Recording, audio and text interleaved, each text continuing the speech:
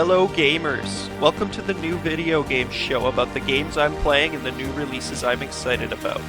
One game I'll be on the lookout for is The Finals. This is an upcoming free-to-play shooter made by developers with X-Dice pedigree. The destructible environments in this title look incredible, so I'm really excited to get a chance to play it. You can sign up to be on their list for playtesting on Steam.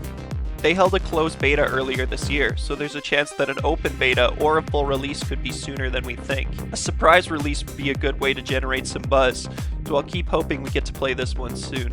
Beginning off 3 games that begin with B, back-to-back, BattleBit Remastered is an upcoming low-poly FPS style game. The game features up to 127 versus 127 player battles for a total of 254 players in a server. From what I've heard, this game features pretty great tactical gameplay and a low time to kill. I really like this game's art style, and I'm a huge fan of the Battlefield series, so I'm really excited to see what this indie-developed and published game has to offer. You can request on Steam to be part of their playtests. The developers have already been hosting stress tests that have been received well by the community, with lots of gameplay being posted, so hopefully we'll be able to get our hands on this one soon. BattleBit Remastered is scheduled for a Q2 2023 release date on Steam. Foundry describes itself as a multiplayer tactical space-based shooter game. This caught my attention as it looks like a really interesting innovation on the FPS genre. The presentation and graphics look really nice, so I'm interested in trying this game out. The game released into early access on April 13th, 2023 to mixed reviews on Steam. Many users cited issues with latency, and some users said they were concerned about the anti-cheat implementation. There are also many positive reviews that cite the game's immersive atmosphere and fun gunplay. In the few weeks since then, the Steam score has now crept up to a mostly positive 74%. This is an early access title, so it could just be a matter of tweaking and refining to make this game truly great. It's also great to see the devs replying to and addressing some of the negative feedback directly. I'll be keeping my eyes on Boundary and considering a purchase. The third B technically starts with a W.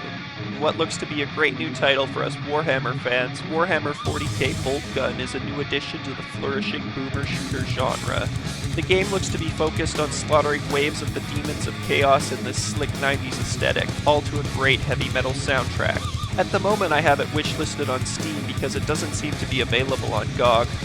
Hopefully it gets added to the GOG store, as I think that platform's audience would be a perfect fit for this title. It is set to release on May 23rd. Moving on to my Game Pass picks. Valheim is now available on the Microsoft platform. It can be played on Xbox or PC. It also includes cross-play between series consoles and PC, which is great since it's the perfect title to pick up and play with your friends.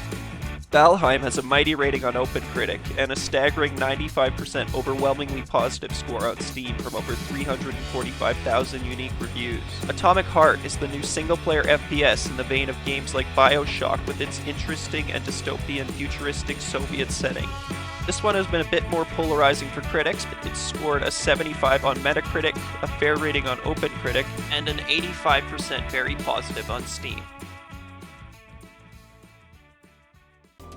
Everspace 2 is a self-described, fast-paced single-player spaceship shooter with exploration in space and on planets. Tons of loot, RPG elements, mining, and crafting. This game looks like it should scratch that space dogfighting and exploration itch. If you don't subscribe to Game Pass but want to try the game, there's also a demo available on Steam.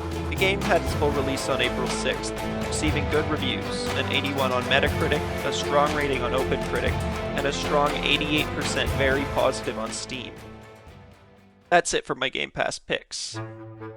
Now, I'm kind of stretching the definition of spring with this one, considering it was released on February 24th, but The Pale Beyond is a management and story-based survival game.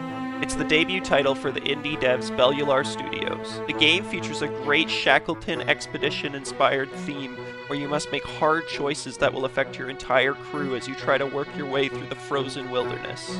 The game's development process has been documented by the devs on their Bellular Gaming and Bellular Studios channel.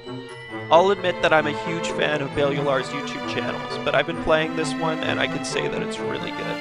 And I'm new to the narrative game genre, so I'd say it's pretty accessible.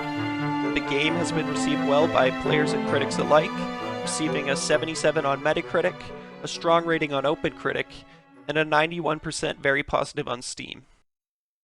Well, that's all for now. Thanks for watching, everyone. This is my first release in this series, so I'd appreciate any support, whether that be a like or a comment with your feedback. More to come in this series, so subscribe and stay tuned for that. Have a good one and be safe.